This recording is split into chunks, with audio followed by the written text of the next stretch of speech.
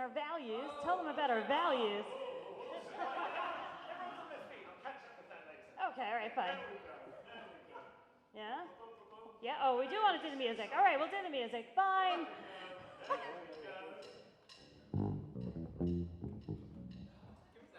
Let's do that again.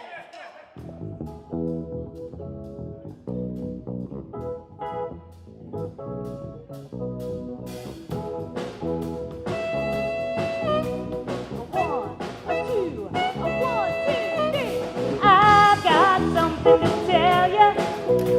I've got something to say. I'm gonna put this dream in motion. Never let nothing stand in my way when the going gets tough. Tough get going. I'm gonna get myself across the river. That's the price I'm willing to pay.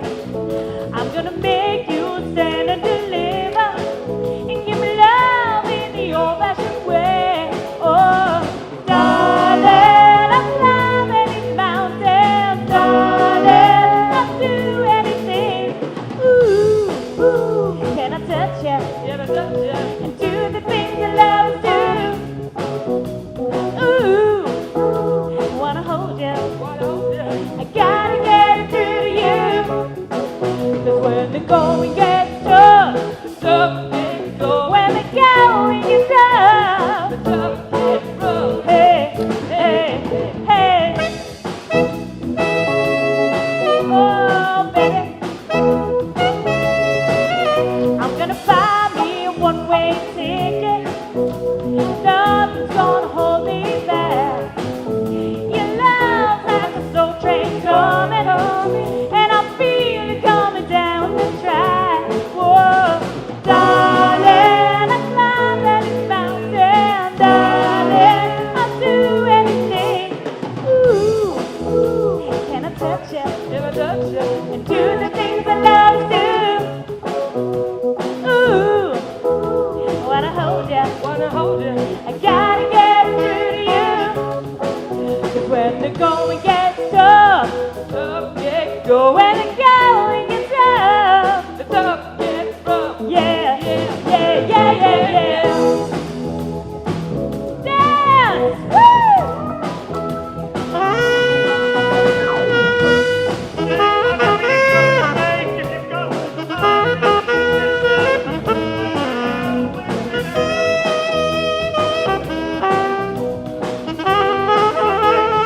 One, two, three. Darling, I'll climb every mountain. Darling, I'll swim every sea. Darling, I'll reach for the heavens. Darling, with you loving me. Woo, woo, woo, woo, woo, woo. Can I touch you? Can I touch you? And do the things that love do. Ooh, can I hold you? Wanna hold you? I gotta get it through to you.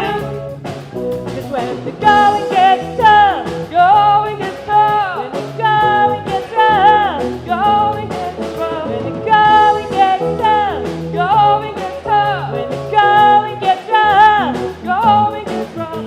Yeah, yeah, yeah, yeah, yeah.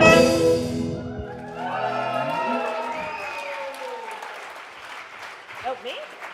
Hey, Sanderson, what's better than one song? You know it. Ah, in case you didn't see that. All right. Oh, we need the first note. Let me hear you all go.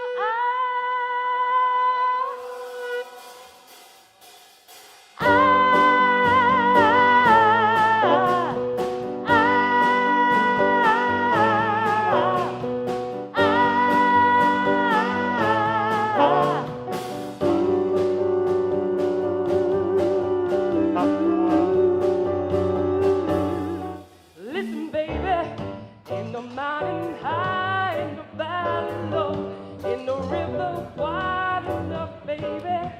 If you need me, call me. No matter where you are, no matter how far. Don't worry, baby, just call my name. I'll be there in a hurry. You don't have to worry.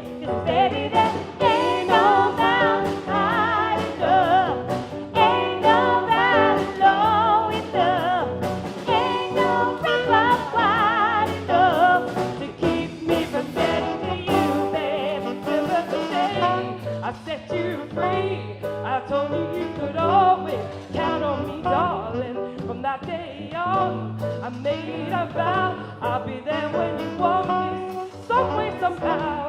'Cause baby, there ain't no mountain high enough, ain't no valley low enough, ain't no river wide enough to keep me from getting easy.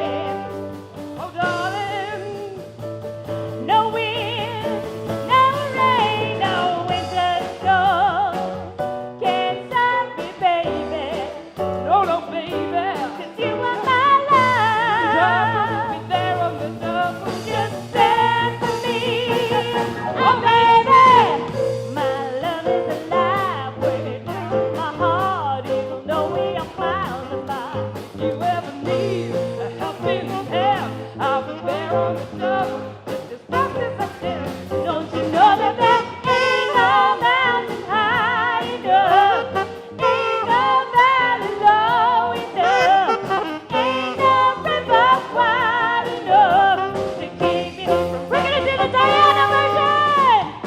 Ain't no valley enough, ain't no valley low enough, ain't no river wide enough to keep me from you. Ain't no valley enough, ain't no valley low enough, ain't no river wide enough to keep me back to morning. Ain't no mountain high enough, ain't no valley low enough, ain't no river wide enough to keep me from getting to you,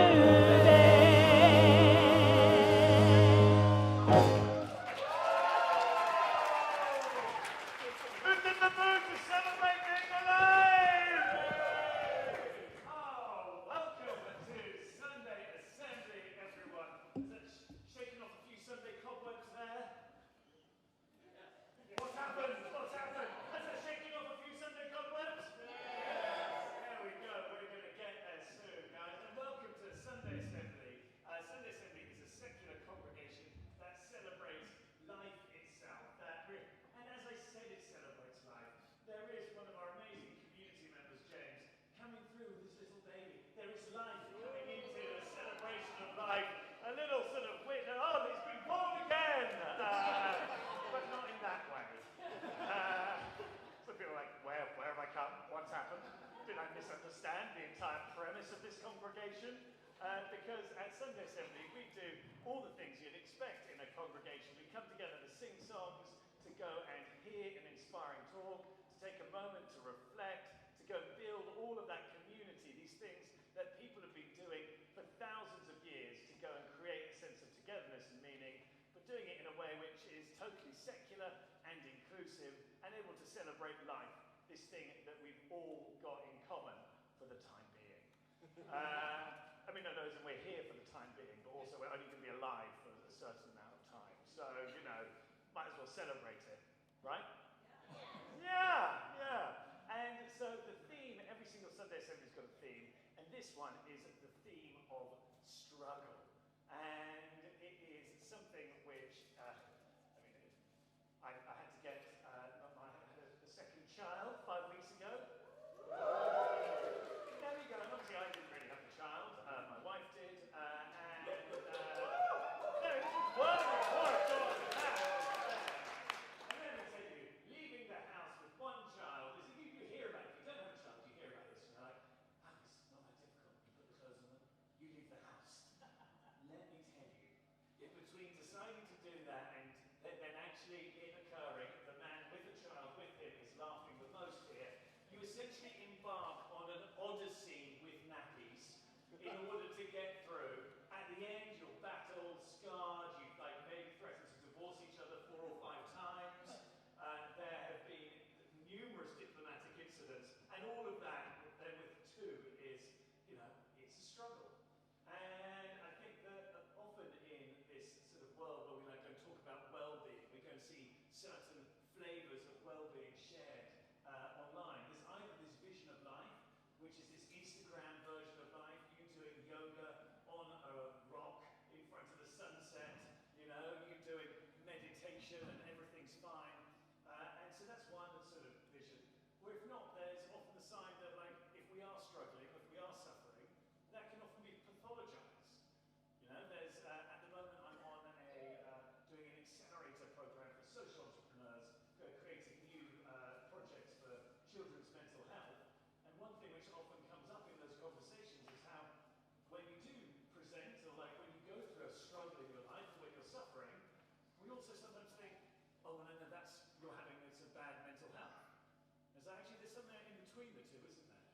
where struggle is a part of life.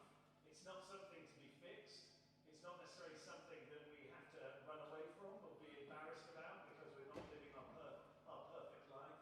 And so that's what we're going to explore today. We're going to explore struggle whilst my wife struggles with a 5-week-old at the back. So this is actually going to be, oh look, this is working. Ah.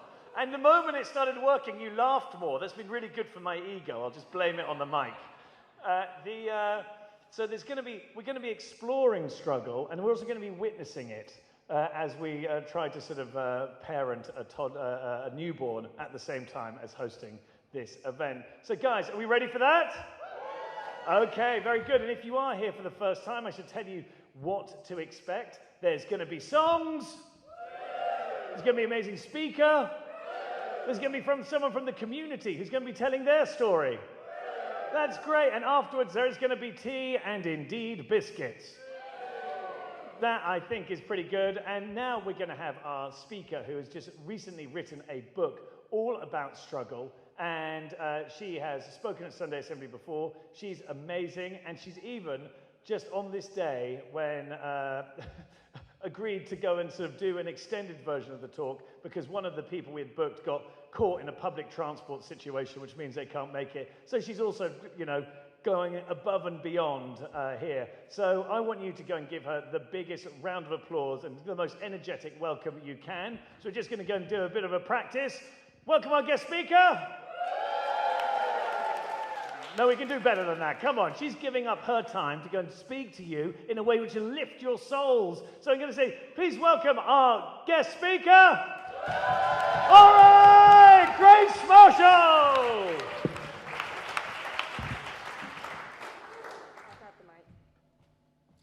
Thank you so much for that introduction. Whew, I actually haven't been to Sunday Assembly before, so it's my first time here.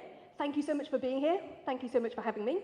So my name is Grace Marshall, and my official job title is actually a productivity ninja. Best job title in the world.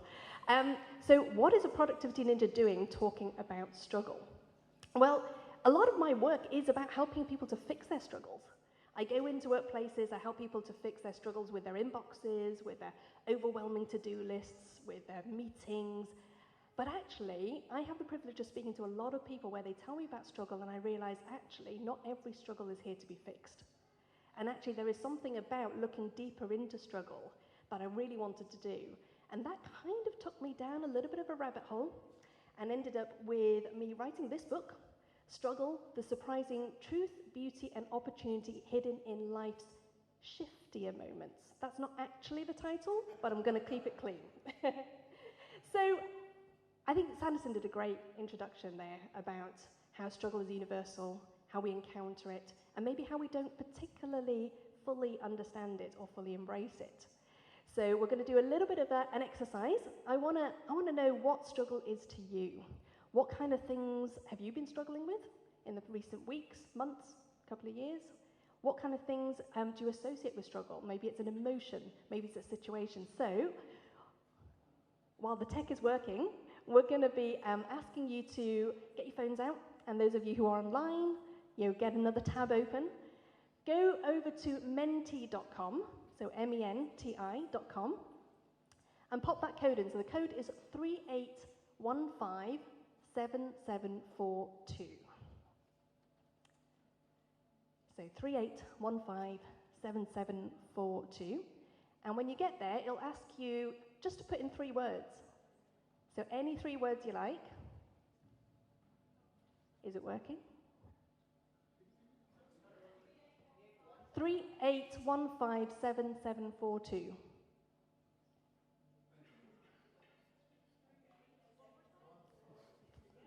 Three 38157742. Yes. So just give me a word, 2 words, 3 words. Oh yeah, here we go. It's working.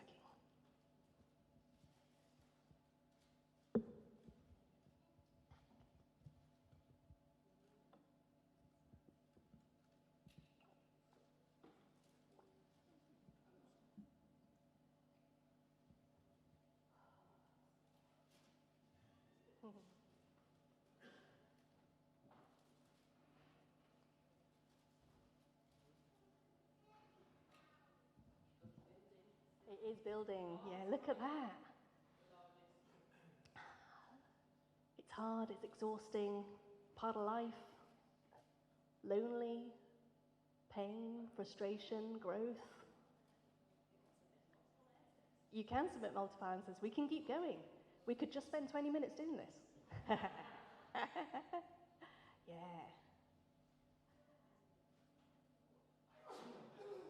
Look at that. So many things that we struggle with, isn't there? From little things like I saw tangled headphones on there at one point. That is a struggle. Whether the mic works or not might be a struggle. Supporting each other. Work. Waking up on time might be a struggle. And it's getting to the point now where we can't see all the detail, but what's coming through, the biggest ones, frustration, exhausting, growth, life, lonely, hard, draining, endless. Yeah. I think we get the picture. So I think it's safe to say that struggle is universal. We all have it. But actually, for something that we all have, we actually very rarely talk about it. Or if we do, we have very limited conversations on it. So we might talk about struggle as a bit of an unfortunate affliction. It's like, oh no, you're struggling, I'm so sorry. And that might end up with some people going, whoa, I'm not going to admit that I'm struggling. I am the swan. Above water, you are going to see me all calm and in control, and nobody gets to see what's under the water. Nobody gets to see me paddling mad, trying to tread water, trying to stay afloat. On the other hand, we might have people who actually, all I see is struggle. I'm quite happy talking about struggle, but that's all I see right now. I can't see anything else. And then sometimes we even have struggle competitions, don't we? It's like, you think your life is bad? Let me tell you about my struggles. And so what I wanted to do today, and with this book, is to maybe start a different conversation about struggle. A conversation that's more about shining a light in the middle of the tunnel, rather than light at the end of the tunnel. Because when we're struggling, we often go, hey, hang on in there, there's light at the end of the tunnel. But actually, where we really need light is in the middle, because that's where it's dark. And maybe actually, if we start to shine a light in the middle of the tunnel, we can see what we're dealing with, and we can see what else is going on here. So, when we think of success stories, or even famous failures, there's a saying, isn't there, that failure isn't an option, it's a necessity. That actually, if you think of any kind of success stories, or even films that we love, books that we love, if it didn't have struggle in it, it would be a little bit boring, wouldn't it? So we know that struggle is maybe something that's part of that journey. And if I asked you to think of some famous failures, you might think of something like Thomas Edison and his 10,000 ways that he failed to make a light bulb before he finally got there. We might talk about entrepreneurs like Richard Branson, who dropped out of school. Apparently Bill Gates was a Harvard dropout. I'm told that Albert Einstein didn't speak fluently until the age of 9.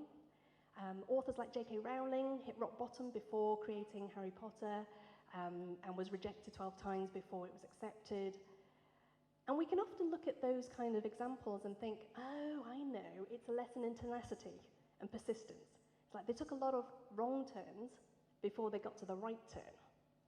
But actually, what if the wrong turn is precisely where the magic happens? Because you see, our brains are lazy. We're biased to the familiar.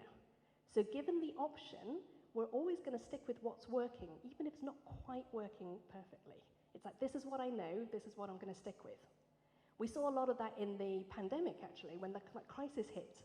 Yeah, there's so much disruption that all of a sudden it's like, oh, we can't keep going the way we normally do. We've got to find some other ways of doing things. So like in a lot of the companies that I work with, a lot of people were still going before the pandemic, oh no, we can't have people working from home. That can't happen. That can't be done in this job or in this company. Guess what? When we had to, a lot of us found we could. So there is something about that status quo disruption, that when the status quo is truly, well and truly disrupted, it gives us a little bit of space to maybe experiment, to play, to do things imperfectly and try new things. And so if you think about other innovations, so the humble post-it note, does anyone know how that came to be? A couple of people. It was an accident, absolutely. Yeah. So Spencer Silver was an engineer at 3M who was actually trying to create a super strong adhesive for use in the aircraft industry, and he basically discovered the worst glue ever. And a few years later, the post-it note was born. Apparently, the inkjet printer came from a time when a Canon engineer was ironing, and he accidentally rested his iron on a pen, and the ink shot out. The Slinky, remember those, the little toy? That came from a naval engineer who was trying to steady the ship's equipment at sea, and a little spring fell off the shelf and does that thing that Slinkies do. And he went, ooh, that's interesting. And so, with hindsight, we can look at these examples and go, oh, that's genius. But I wonder, in the middle of it, maybe it just looked like struggle. I mean, if I'm ironing clothes, and I hate ironing, and I managed to make a mess by resting an iron on a pen, I'm not going to think eureka.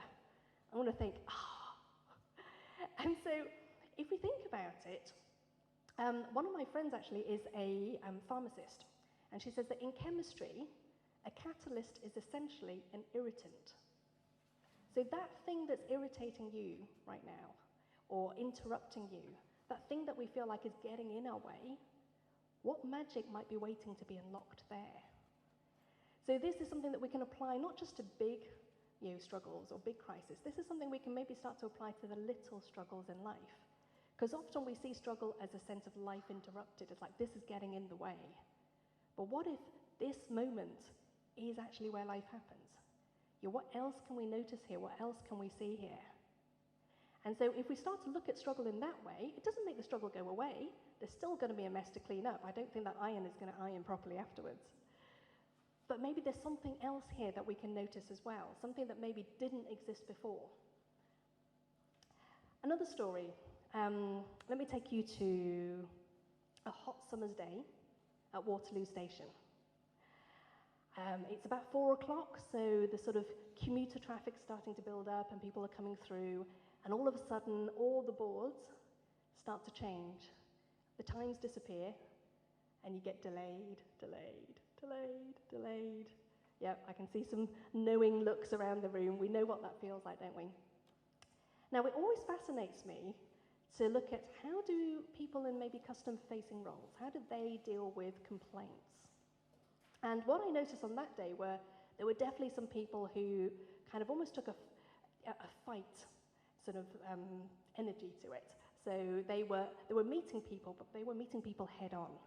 It was like, it's not my fault. I can't do anything about it. And as people were kind of coming with their fear, with their worry, with their panic, it was like they were standing their ground and they were being confrontational. And then you have the people who run away. So a certain train company that shall remain nameless actually decided to turn off their Twitter feed. So everybody else was saying, hey, what's going on, help? And they just went, nothing we can do here. We'll just go switch it all off, come back later when the dust settled. But there are some people who choose a third way. And what I noticed on that day was there was this one lone train guard in the middle of the platform who didn't fight, didn't hide, he just showed up. So he was meeting people, he was making eye contact, he was listening, he was showing empathy, showing compassion. He was shrugging his shoulders and going, yeah, that's all I know. I'm really sorry, I don't know anymore. And what he did was he connected. So instead of thinking there's nothing I can do here, what he had to do in order to show up that way was to let go of any need of fixing things, any idea that he had to be in control. He even had to let go of what was right or what was wrong or how he could make things right or get things right and just show up. So sometimes when we're stuck in struggle, when we feel like there's nothing I can do about this, frustration can be the biggest thing that gets us. It's like, this is not how life is supposed to be. This is not what we're supposed to be. This is not what we're supposed to be doing or how it's supposed to be panning out. We can get caught up in that. But what if we can look at it in a different way that allows us to just go, well, what have I got? How do I show up anyway? What do I need to let go of in order to be able to just show up fully and make that connection? Because it was a really powerful moment to notice. And I'm sure it made a lot of difference to the people who was around him. And so that can also then lead through to how do we support each other in struggle? So I'm a parent. I have two kids. They're quite old now, so they're getting 16 and 12, so they're getting quite big. One is about a foot taller than me. And the other one is 2 shoe sizes bigger than me now, so I get to keep my own shoes. But when they were babies, most of my role was to fix things for them. So it's like, if they're crying, if they're cold, if they're hungry, it's like, Mummy, fix that for me. And to be honest with you, I got quite good at being the fixer. I quite enjoy being the fixer. I like helping people. But actually, as they've gotten older, what I've noticed is that when they say to me, Mummy, this is hard, if I say, oh no, it's not that hard, let me do it for you, or let me show you how, what they end up hearing is, oh, maybe it shouldn't be this hard. Maybe I shouldn't be struggling. And then next time they encounter struggle, there's a question mark in their head going, should I be feeling this? Maybe there's something wrong with me because I feel like I'm struggling. So what they need to hear from me more often these days is, yeah, honey, I know. That is hard, and it sucks. But it's okay, because we can do hard things. I see you, I'll help you, I'm with you, but you can do hard things. And they need to know that I struggle too. They need to know that struggle is really normal, because actually struggle is how we grow. It's how we develop, how we learn, how we become capable, and how we maybe realize just how capable we are. And so when we think about that, not just in parenting terms, but actually how do we support each other in struggle? How do we support each other in community? Maybe what we need to do is let go of that idea that we need to be able to fix things for each other. Maybe we can start with just being present and just witnessing. Maybe instead of saying, here, let me do it for you, let me help you, let me take it away, because, we want to be able to take away burdens. Maybe instead we can look at it in terms of, I see you. I see you struggling. I also see your strength. I hear you. That sounds hard. Tell me more. I'm with you. You've got this. Instead of, I'm here, I've got this. And so, how do we get to the point where we're looking at struggle in this different way? What I'd like to do is share with you what I call the 3 shifts, again, clean version, of struggle. So, the first step is shift. Recognizing the struggle. Because quite often what we do is we don't give ourselves space to recognize that struggle, to just go, oh, that's the thing. This hurts. This is hard. This is what I'm struggling with. And when we don't give ourselves time to acknowledge that, what happens is that we go to what I call our toilet roll moment. Do you remember the toilet roll moment at the beginning of the pandemic? Yeah? When everyone went out and bulk bought toilet roll, it wasn't even a stomach bug virus. But so many people did that. And the reason why they did that was because we were looking for a sense of control. Like, loads of things felt like they were out of control. It's like, if I can't control what decisions are made around me and how that impacts me, maybe the one thing I can do is make sure I don't run out of toilet roll. And maybe you didn't buy toilet roll, but I wonder, what is your equivalent of your toilet roll moment? Because we all have one. It's basically where we go to get that sense of certainty or that sense of control or that quick fix. So it might be that we go charging in, trying to save the day. It might be that we run away or hide, or we withdraw and go, oh, this isn't for me. It might be that we distract ourselves or get busy and go, oh, there's so much I need to do here. I'm not going to even look at that. Or that we numb ourselves. So what's your toilet roll moment? Because sometimes what we do with struggle is we notice there's a problem and we try and jump straight to resolution, and we end up with our toilet roll. But instead, if we just learn to notice it first and feel it and allow ourselves to just recognize it, we can then start to pay attention. We can then start to look at what we're actually dealing with, and that can lead us on to the second step, which is, what is this shift? What are we actually dealing with here? And this is where we can activate curiosity in the face of fear. And curiosity can be really powerful. It's like the antidote to fear. Because fear basically gives us a fight or flight stress response. It basically narrows our vision to where's my escape route or what's the weak spot in my enemy. But curiosity widens our vision. It helps us to see more context, see more possibilities, see more nuances. Because there are so many ways that our fast brain can misinterpret things. Because what looks like anger could actually be confusion. What looks like dismissive could just be distracted.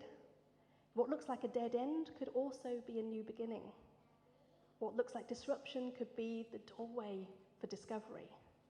So when we start to activate curiosity, we can start to notice so much more. And we can see the struggle and we can see what else there is as well. We can ask ourselves really good questions like, what does this mean? What do I think it means? What else could it be? Waterloo Station. And so that's when we start to ask those questions, we can then go on to, that will lead on to the third step, which is holy shift. It's the revelation. It's like, oh my goodness. Yeah. It's the beauty or the truth or the opportunity that is in life's shiftier moments.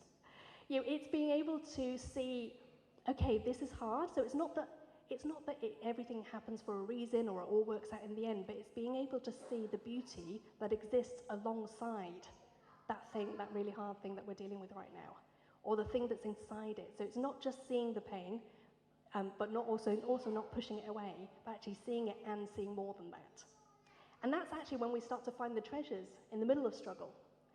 When I talk about finding treasure, we often think, when we think about treasure, we think about where we keep it. We think about maybe a beautiful box or a beautiful cabinet that we put our treasure in, or a museum where there's good lighting and there's sanitized air, and it's really easy to see this beautiful thing. But actually, we forget that where we keep our treasure is not where we find it. Often we find our treasure in the middle of caves, lost in the dirt. Sometimes we have to dig to find our treasure. And so if we know that, we can recalibrate our radar. When we're in the middle of the harder times, the difficult times, the dark times, we can go, okay, let's calibrate our radar, let's turn on that light, let's see what treasure can be found in those moments. And what I'd like to do now is just invite you to maybe share some of your treasure. So hopefully we've got another Menti question coming up. You should be able to access it using the same link, if it works. And what I want you to share is, what treasures have you found in some of life's darker times, life's shiftier moments? What is something that maybe you prize or value or appreciate in yourself or in your life that actually came from some of those harder times? I wonder if you could share some of that on here.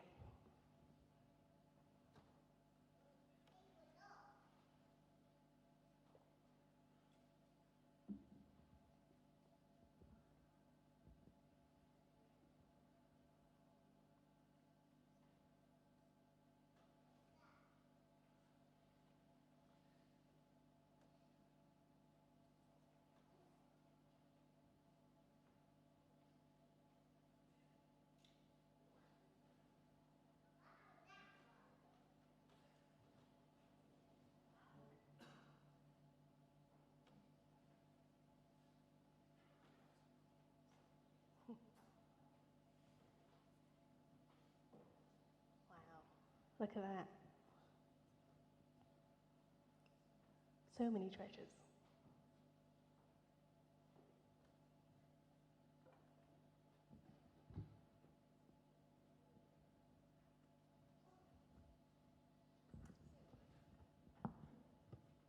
So I'm pretty sure I've gone over time.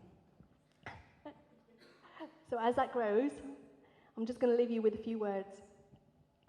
3 shifts. Oh, shift. What is this shift? Holy shift.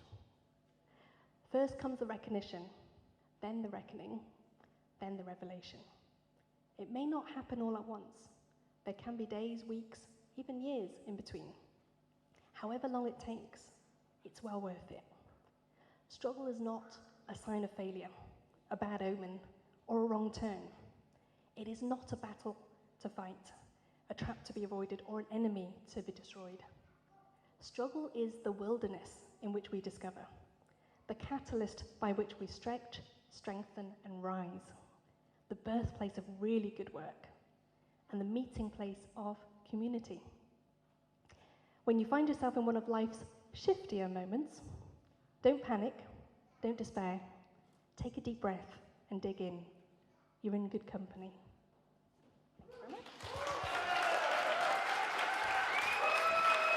Give it up for Grace!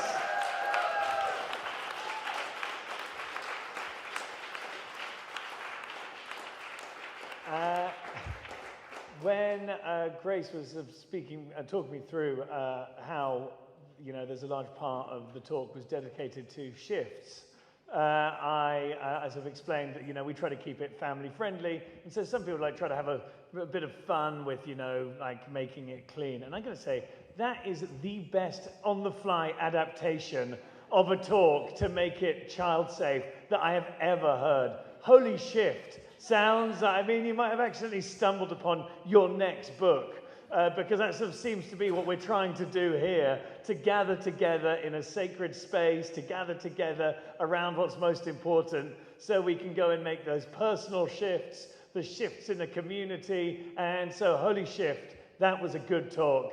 Guys, give it up for Grace there.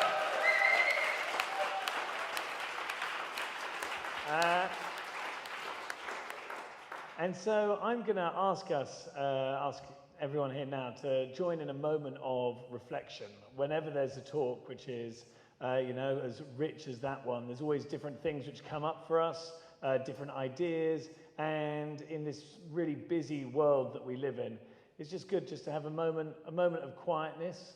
So I'm going to invite you to shut your eyes if you want, and just to join in a moment of quiet, a moment of reflection, a moment simply to be.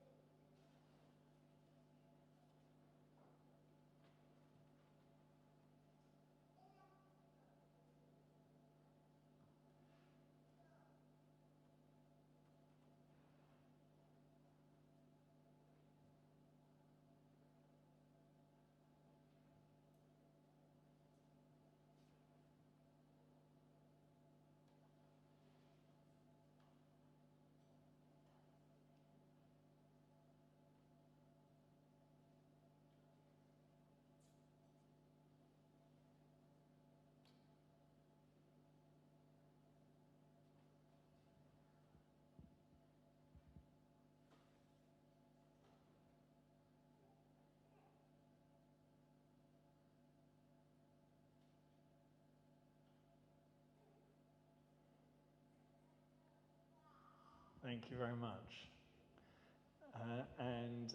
Now we are going to go and sing another song. So are we up for that? Are we up for that? All right, well then get to your feet. Oh, hello. We're here. We don't play that much Coldplay, so well done to whichever members of the band decided to sort of swallow their pride on this one. It's a collaborative experience. You knew it was going to work, but there's a bit of you which resisted, and so good on you, Steph and maybe Matt. All right then, guys, let's do this one justice.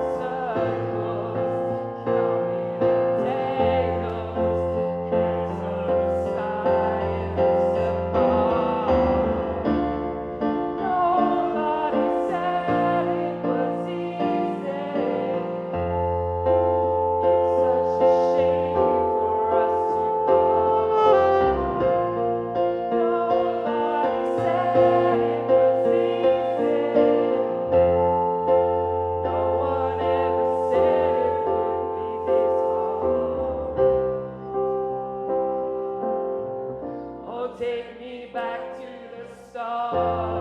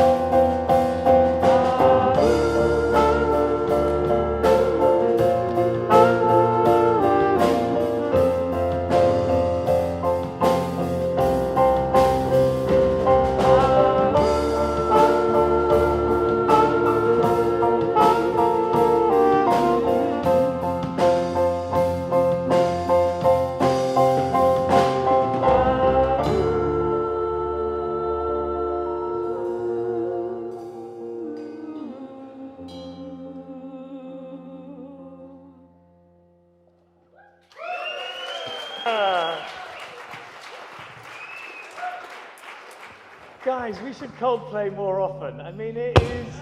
there we go, we've got the yes, and there'll be some people, we're not going to turn it into a discussion, but like it is designed, it's like such emotionally manipulative music.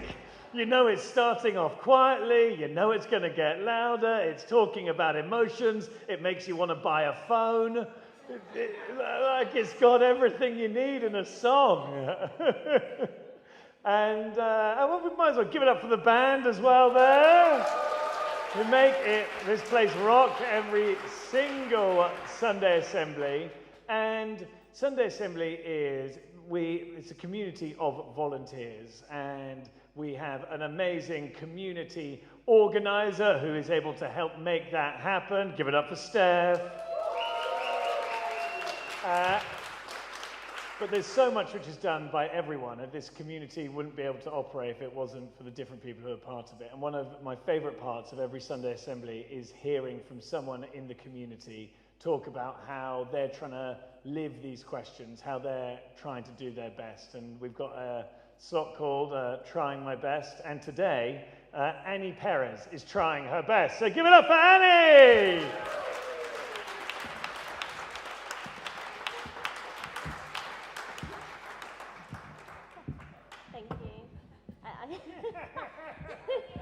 Swallowing my dignity right now. I think I might hold it though. I think. Is that okay?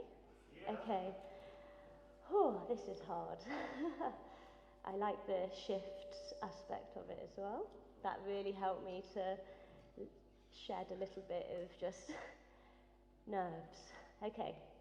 This is quite long, so I'm most probably going to go over time, and I'm really sorry, but hopefully not too long that I'll bore you. Okay. So I'm Annie, and thanks to an awesome friend of mine, I was introduced to Sunday Assembly about 3 years ago.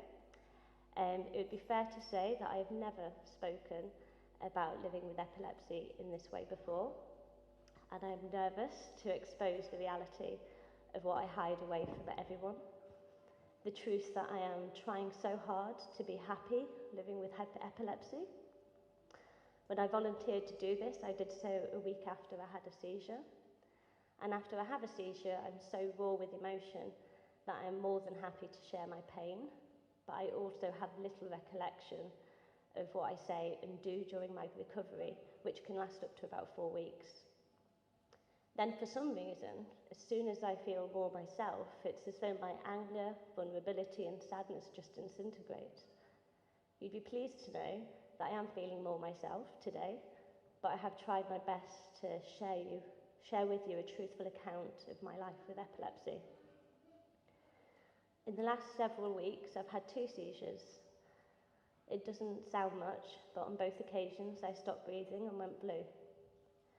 The first happened spontaneously whilst running next to the quay. My face was pretty cut up, as I must have fell face first. I vaguely remember being woken up by the paramedics, then being sick in the ambulance, and then turning up at my friend's house where I stayed for a couple of days to sleep it off. I said sorry profusely. I felt a burden as I stole their weekend away, as I needed them to monitor my concussion, cook for me, remind me to take my meds, and encourage me to get some fresh air. The second was a week later. I was at brunch with a friend who was meant to compete in a marathon later that day, but instead she had to escort me to a safe space. Over the course of an hour, my cognitive abilities became less and less. I was too shaky to walk without assistance and being directed. My words became more jumbled and I couldn't speak properly. On top of the feelings I shared about the first fit, this time I was also confused about why I was having another one so soon after. I also had guilt, as I knew this was the first time this friend had seen a seizure. And in my experience, the longer the build-up, the worse the seizure, and so fear consumed me for the entire build-up. I can't articulate the feeling of this fear, but it's like it grows with the intensity of the tremors, which get progressively longer and more frequent. I am conscious during this build-up, and then there is no telling when it will stop or how long it will last. I wonder if I will wake up at all, and I begin to focus on all the things I have and have not said to those that I love. Sometimes I can ask who's with me to tell everyone that I love them, and sorry for any hurt that I've ever caused, just in case. I also think about what I'm grateful for. Then everything goes black. I can't recall when this happened, but the next thing I know is that I'm waking up. Although there is this relief of waking up, there is also this feeling of shame, because I know whoever has had to help or watch has also needed to experience helplessness and fear. And that is my fault, something I am so very sorry to anyone that I put through this. Truth being known, on this occasion I wanted this seizure to end me. I think I know why. After 18 years of this, I'm tired. Every seizure reminds me that I am lying to myself most days as I ignore it all. I take the risks that make me feel more in control of my life. I love feeling my energy through music and dance, as it makes me feel so alive. I'm so happy and grateful for the freedom I experienced during this time. And then I'm devastated and feel like a fool, because within minutes, epilepsy has the power to make me face my true vulnerabilities. It strips me of my dignity and steals my freedom and any confidence I have developed in planning my future. The grieving process ensues, as it will be another year before I can learn to drive. Every risk I take is illuminated. Things as simple as taking a shower with no one else in the house. A lovely soapy bath may be what I want, but the risk isn't worth it. And the tumbles I can and have experienced whilst on staircases and escalators, because I've had unexpected seizures, can sometimes feel unavoidable. Then there is fear that can keep me up at night. especially if I'm feeling unwell, because low immunity is one of my triggers. It's called SUDEP, which stands for sudden unexpected death in epilepsy. One person in every 1,000 epileptics die in this way in the UK each year. More often than not, they die because they've had a fit while sleeping. They may suffocate or aspirate. As well as fear, there is also anger. As I get older, I'm yearning to be a mum. But to do this in the safest way possible, I need to have a surrogate. A very expensive process which I can't afford. Of course, I can take the risk, but if I had a seizure whilst pregnant, I could cause its death, or if the child survived being starved of oxygen, then it could be born with brain damage. And although any seizure could kill me, if I was to be pregnant, I could die, but my baby could survive. But it wasn't always like this. When I was 15, I had moved from Staffordshire and expecting a flying start in my new school in Suffolk. As an A student, I was working towards achieving my dreams and excited for life. Before leaving Staffordshire, we did a road trip around Europe, which thanks to my Middle Eastern roots meant my skin went beautifully golden. Little did I know that this would turn into being racially abused at my new school. Within days, I was told to go back to my own country. It was an insult that had never been directed towards me before. And alongside this was teasing about my name, which although wasn't so new to me, it did make me laugh, because that hadn't happened since primary school. One day, I did actually laugh out loud and told the person to come up with something new because she was getting boring. Needless to say, she wasn't impressed. After school that day, as I walked home, I realised I was only a few steps behind her. Her friend pointed out I was there when she stormed over towards me. I remember being pushed down. My backpack protected my back, but my head had jolted back and hit the concrete. I also remember being kicked. That's when things went slow motion and a hazy feeling came over me and sound became distorted. I felt like it was only for a split second though. I then got up, I didn't say anything, I didn't do anything, I just walked home. I didn't know it then, and I wouldn't for another several weeks, but that day changed everything. I had my first seizure after basketball practice. I remember waking up in the hospital and being told that it was quite normal for people to experience one seizure in their lifetime. But then a few months later, I had my second seizure whilst waiting for a bus. It was then that I had an EEG, which showed that I had epilepsy. We weren't sure what that meant, but weeks later I started to experience several seizures daily, and this was my life until my early 20s. I experienced a few cruel life lessons living in an ableist society. My grades plummeted, and with it so did my dreams of becoming a child rights lawyer.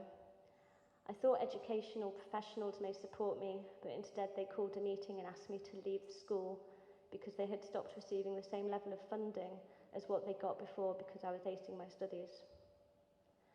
Although I still went to prom, my friends told me that they didn't want me to get ready with them or have me in their limo just in case I had a fit.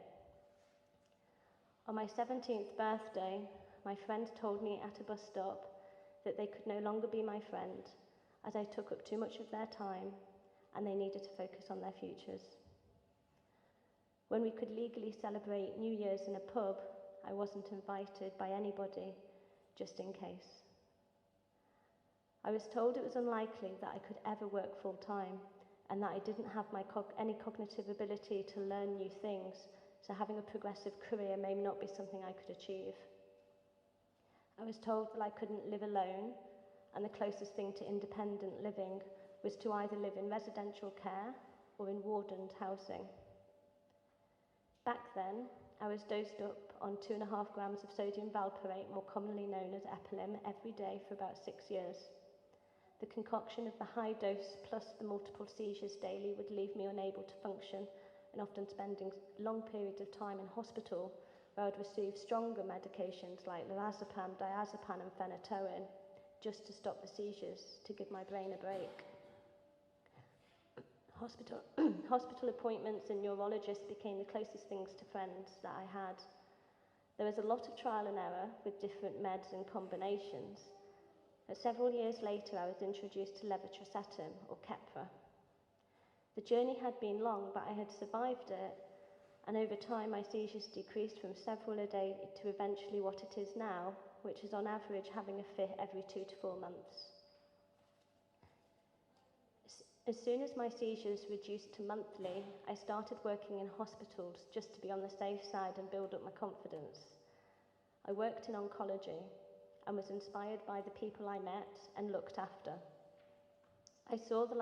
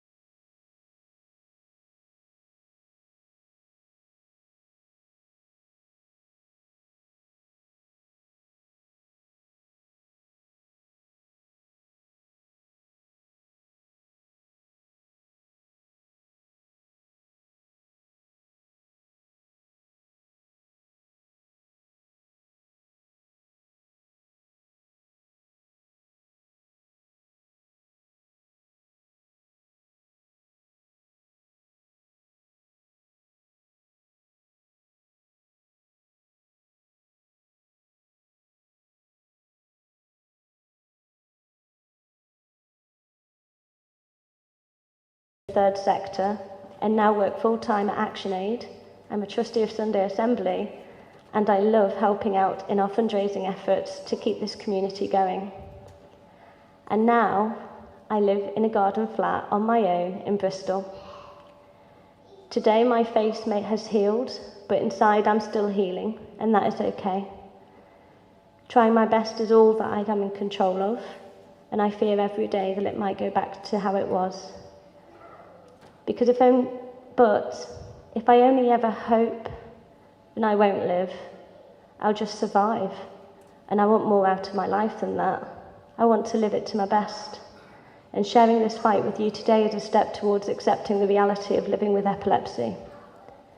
Thank you so much to Sunday Assembly for having these opportunities where community members like me can share their vulnerabilities, which make us human and connect us. And lastly, thanks to each of you for listening to me confide in you a truth that has taken me 18 years to tell. Thank you.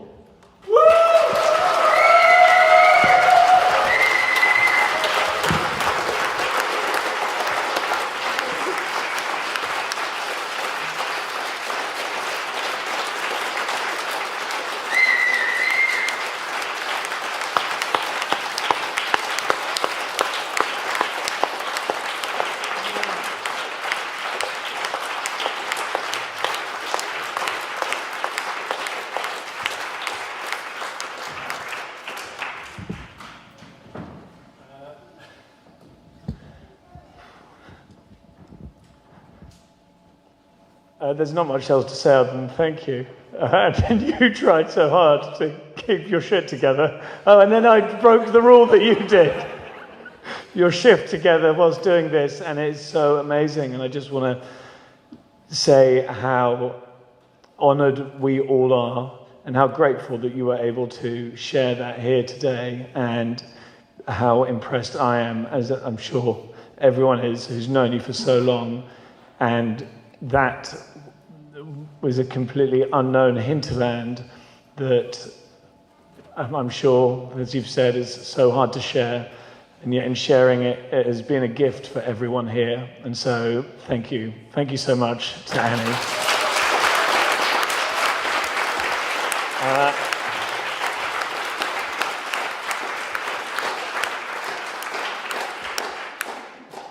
This is the time where everyone can go and speak to their neighbour and go, and this is a community after all. If you've come here on your own, then go and have a chat to someone. If you come here with other people, go and have a chat to them too. Whichever way it is. It always ends up people talking about what's happened in one of the talks or whatever it might be. But whilst that's happening, we're also going to pass around the collection bucket, because you'll have seen that it is free to get in. And these are our suggested donations, because in order to do this, we have to rent this hall. We want it to be in central London so people can come in from anywhere. And as you will have heard, and you might have even seen on the Menti, like Sunday Assembly makes a big difference in people's lives. And if you're new to here, we'd love you to be able to stay. If you're just passing through, then pay it forward so that someone else can also find a community for them. So the bucket's going to get round. You can do it by text. There's a million different ways to do it. And we will come back in 5 minutes to go and have the final song and also find out the notices. So see you back here, and we'll chat again in a few minutes.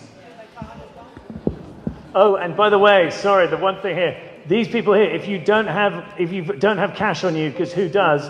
There are card machines which you should really, and they can accept like infinite amounts of donations.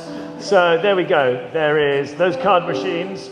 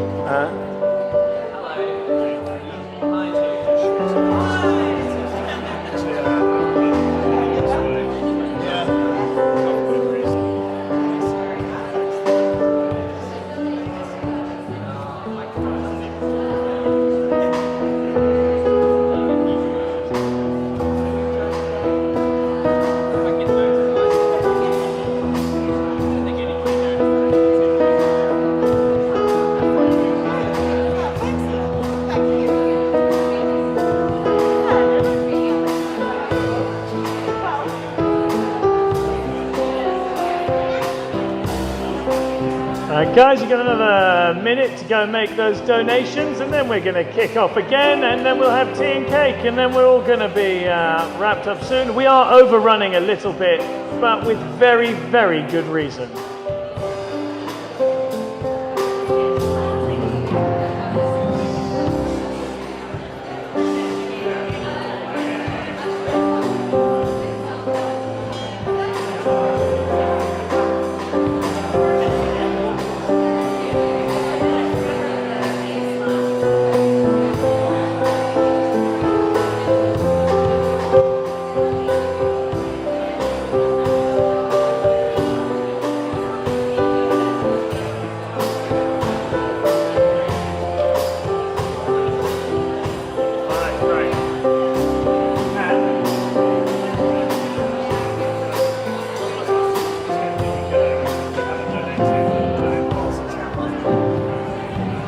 Hey there guys, we're overrunning at a staggering rate. We're going to go and move on to the notices, but you can still donate whilst this is happening. There's still going to be those people there, so no one need miss out on an opportunity to be generous. So there's so much happening, and I'd like you to welcome Matt, who's going to tell you everything you can do in Sunday Assembly.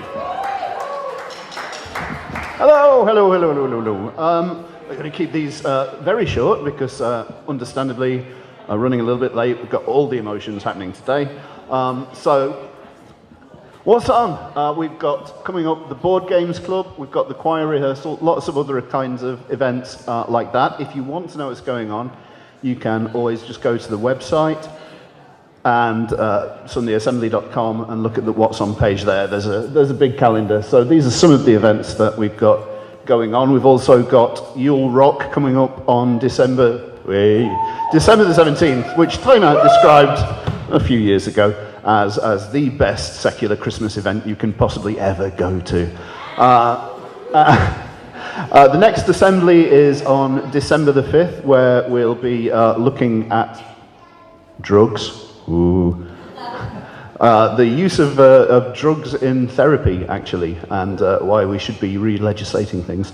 Apart from that, after the assembly today, we've got the welcome table over there. If it's the first time you want to find out what's going on, we'll have the welcome table there. We'll have people going to the pub. We've got some people going to the pub about 1 o'clock, or going to have a meal, lunch club, which will be at Hiba, which is Lebanese. So if you want to go for that, then Mitski over there will be leading people to the lunch club. Rushing through these. I actually lost my glasses. I can't read any of this anyway. Just making it up, honestly.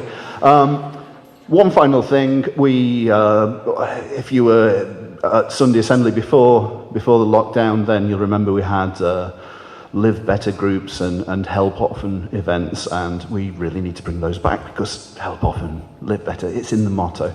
So they'll be coming up soon. Hopefully we might have a little event in December for Help Often, for those of you who weren't there. This is where we get people together and go and do some volunteering. So maybe one of those coming up.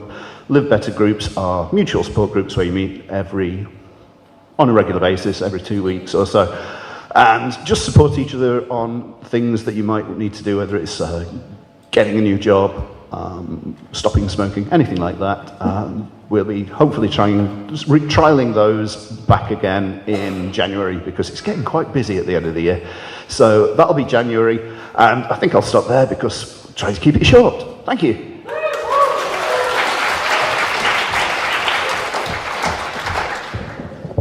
Guys, we are coming to the end of this Sunday Assembly, and I want to thank you all for being here, and I want to thank our guest speakers. Please get up for Grace there,